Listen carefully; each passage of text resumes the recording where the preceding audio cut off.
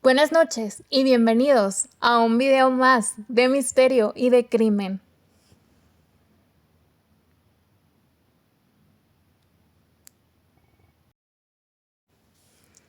El 20 de enero del 2015 es cuando pierde la vida el cantante rapero Canserbero.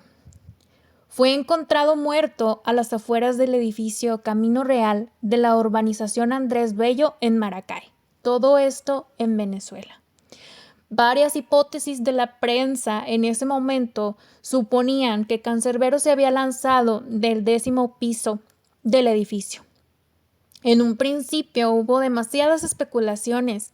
Se dijo que el rapero se encontraba en el apartamento de Carlos Daniel Molnar González, también conocido como Estoperro, bajista de la banda de reggae Sion TPL, quien era muy amigo del cantante y compañero de trabajo, con la intención de ayudar a Canserbero, ya que, según Carlos y la esposa Natalia Améstica, fue la única que sabían sobre la supuesta esquizofrenia del rapero. Carlos González y Natalia Améstica eran esposos muy amigos del rapero, quienes habían trabajado con él y supuestamente lo estaban ayudando a salir de una depresión que él sufría. Ese mismo día, el 20 de enero del 2015, donde Carlos y Canserbero pierden la vida, estaban celebrando el cumpleaños de la hija de la esposa de Carlos, pero esta no se encontraba en el apartamento. Horas más tarde se dice que Canserbero, en medio de una crisis psicótica, interrumpió en la habitación de Carlos con un cuchillo, apuñalándolo en reiteradas ocasiones en presencia de Natalia Améstica. Sí, la única testigo que narró cómo pasaron los hechos esa noche. Según Natalia, estos estaban celebrando el cumpleaños de la hija. Luego de terminar la celebración, Carlos y ella se fueron a su cuarto, quienes permitieron que Canserbero se quedara ahí por las múltiples depresiones que él sufría y que supuestamente querían tenerlo cerca para brindarle su apoyo moral o su ayuda. En ese momento que estaban encerrados en la habitación, según Natalia, la única testigo que hasta hoy existe, dijo que Canserbero se acercó, tocó la puerta en reiteradas ocasiones, que él estaba pues enojado, desorbitado, y Carlos abre la puerta, Canserbero se le echa encima y comienza la pelea.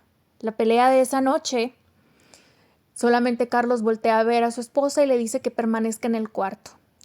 Al cerrar la puerta, ella se encierra, ellos discuten y simplemente, a la narración que dice Natalia, ellos empezaron a discutir, a pelear. Ella simplemente escucha los gritos por adentro de la habitación. De repente se escuchan ruidos y después de un silencio atónito, ella sale a la habitación para ver la desgarradora escena. Natalia Améstica, al abrir la puerta y darse cuenta de que Canserbero había apuñalado a su esposo Carlos, ella buscó inmediatamente hablar al 911, pero después también se percató de que Canserbero había ido a la cocina y que, en un acto de desesperación al ver lo que le había hecho a su amigo, él se había lanzado desde un 10º piso. Todo esto a consecuencia de, según, un acto de esquizofrenia o de un acto psicótico que Canserbero había tenido, y que era una crisis en la que él había acabado con la vida de su amigo. En el acto de desesperación, según Natalia Améstica, se suicida lanzándose por la ventana.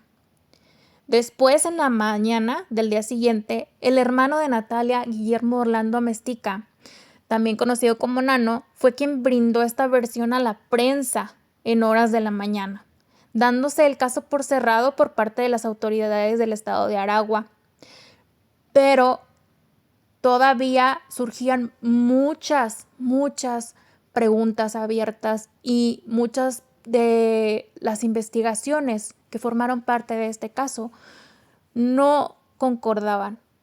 Muchas de ellas son las siguientes. Las primeras inconsistencias en el caso de Cancerbero y el asesinato también de Carlos fueron las siguientes. La primera es que en ese día de enero se pidieron las cámaras para ver qué es lo que realmente había sucedido o cómo habían sucedido las cosas y para que el circuito pudiera esclarecer un poco más el caso. Pero sorprendentemente, ese día las cámaras no estaban funcionando. Después descubrieron que el dueño de esos apartamentos era el papá de Natalia Amezquita, lo cual pues era un acto sospechoso. El número 2, Natalia siempre sostuvo que Cancerbero atacó a su esposo en un acto psicótico. Y las hermanas de Cancerbero siempre sostuvieron que él no tenía ningún problema mental, ni mucho menos ninguna depresión. El tercero, después de las investigaciones, la policía encontró el cuerpo de Cancerbero con la mandíbula fracturada, sin algunos dientes y con los pantalones hasta los tobillos. Además, relativamente lejos del domicilio de donde se supone que él había saltado para suicidarse. El siguiente es que el cuerpo de Carlos Molinar se encontraba en la sala, tenía heridas punzocortantes, pero este había sido como atacado por la espalda y Natalia en sus declaraciones había dicho que inmediatamente se lanzó frente a él, o sea que las heridas de alguna manera hubieran sido también en la parte de enfrente, en la parte del pecho. El siguiente era que según Natalia, Cancerbero se quedó dormido en el departamento la madrugada que se levantó para atacar a Carlos, pero varios testigos, varios amigos decían que pues esto no podría ser cierto porque él no vivía con ellos, o sea que el matrimonio vivía ahí y él vivía en otro de los apartamentos. Es decir, nunca vivían juntos, o sea, no era como que él vivía con el matrimonio. Natalia, después de un silencio, salió a ver la terrible escena y se dice que marcó al 911. Pero también, según Natalia, solamente hubo un testigo de que Cancerbero se lanzó del edificio.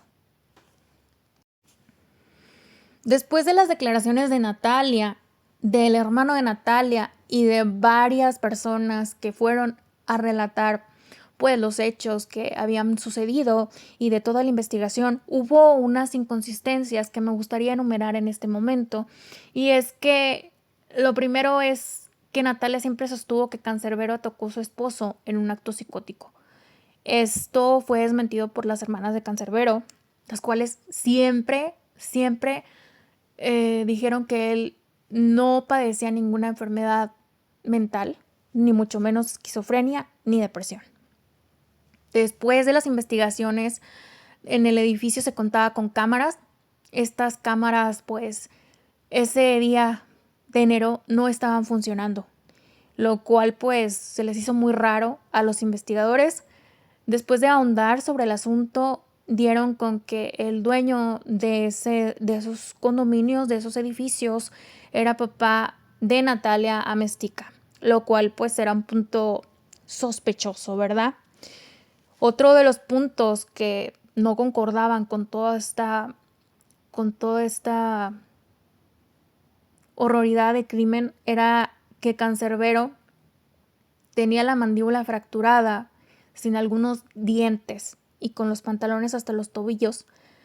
Además que el cuerpo de él estaba relativamente alejado de donde se había lanzado, o sea, como que no concordaba que se había lanzado de esa ventana, sino que estaba muy retirado de donde se encontraba.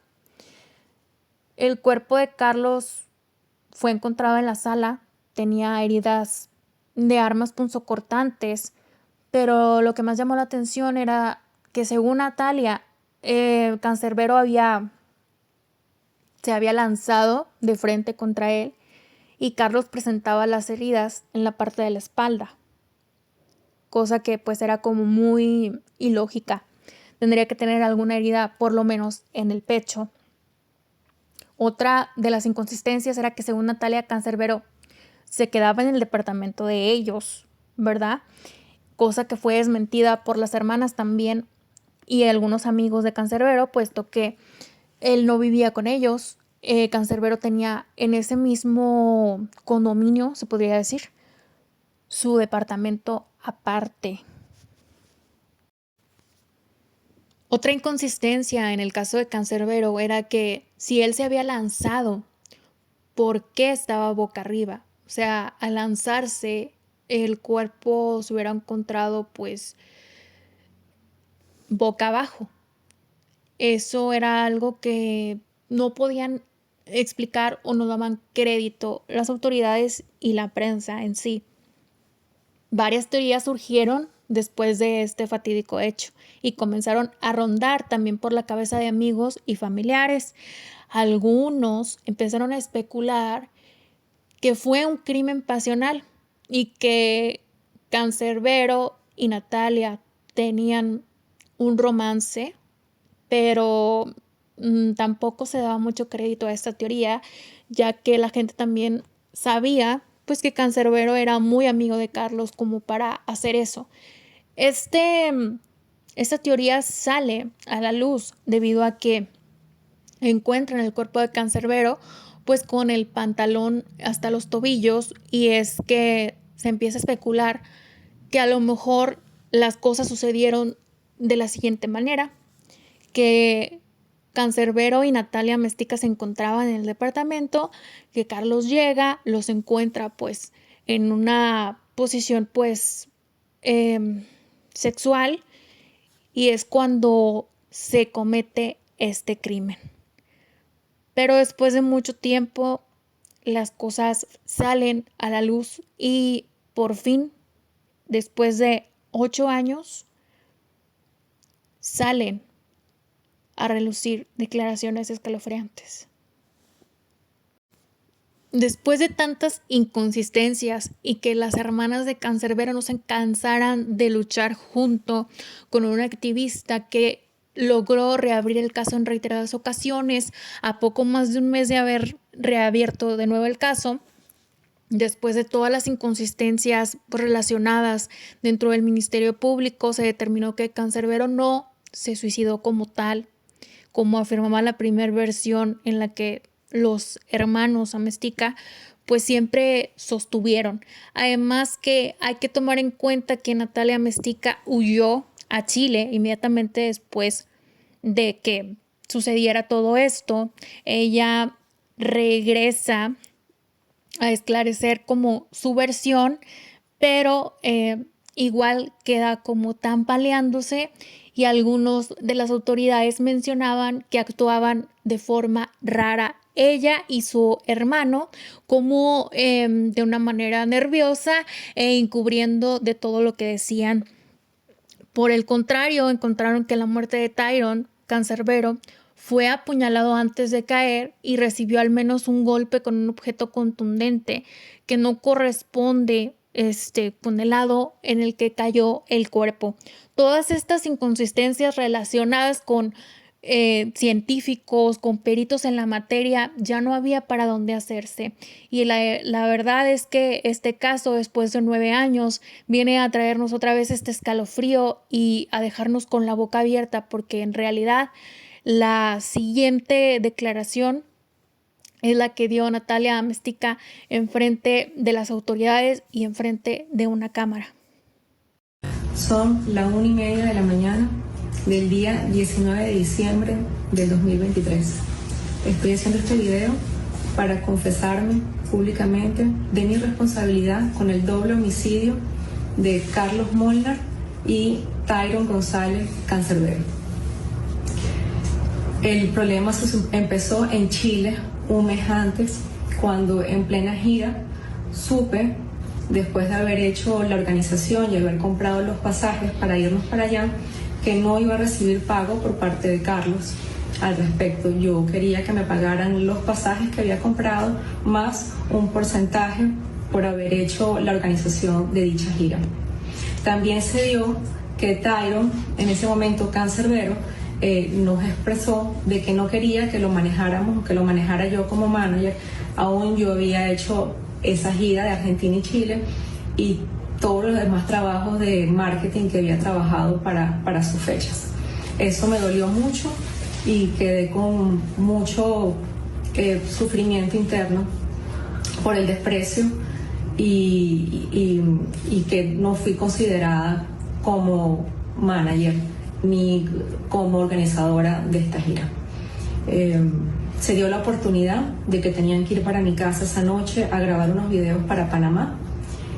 Los niños se fueron con la abuela y se dio la oportunidad para yo hacerles un té. En ese té coloqué Alpran, 2 listas de Alpran de 0.5 en una jarra de té. Ellos bebieron unas tazas cada uno y al momento de quedarse somnoliento yo estaba en la cocina preparando la cena y al llegar Carlos vi cómo estaba y lo ataqué directamente al cuello. Carlos cae al piso, lo ataqué por la espalda y por el brazo y quien me ve es Tyron y se preocupa mucho, pero él estaba también somnoliento. Yo le explico que fue un ataque de ira, que no me pude controlar y él cae en el sofá dormido. Es cuando yo le doy 2 puñaladas en su costado. Sin saber qué hacer, desesperada, llamé a mi hermano Guillermo para que me ayudara a resolver esa situación y él llegó a las 11 de la noche acompañado de 3 funcionarios del SEBIN, los cuales desconozco su nombre, y ellos terminaron de arreglar la escena para que fuera un homicidio-suicidio. Eso quiere decir, a Carlos terminan de darle las puñaladas, mi hermano Guillermo le da 4 puñaladas, el resto lo hacen los funcionarios del SEBIN. El cuerpo de Tyron en el mueble lo traen para la cocina, se le quita la franela, se le da con un tubo por la cara. Guillermo es el que lo hace, mi hermano, y luego de eso nos explican qué es lo que tenemos que hacer, que es lanzarlo por la ventana para terminar la escena del homicidio-suicidio. Es lo que nosotros hacemos. Mi hermano se va del apartamento porque no puede estar en la escena. Yo me cambio, hago la escena de que fue en ese momento, pido auxilio a los vecinos y al tiempo es que llega el 6CPC, quienes se cuadran con mi hermano y mi hermano les ofrece $10,000 a ellos para terminar de arreglar la escena que ya habían dejado lista los funcionarios del SEBIN. Eso significaba que me ponen a mí a pisar sangre que estaba en el piso y hacer las huellas con dirección a la ventana. Yo después de esto me fui a Chile huyendo, aterrada, pensando que al final sí iba a saber la verdad. En marzo, la Defensoría del Pueblo reabre el caso, me llaman, pero yo voy con la confianza de que tanto Fiscalía como 6CPC decían que era un homicidio-suicidio. Por eso regreso a dar las declaraciones pertinentes para la reapertura.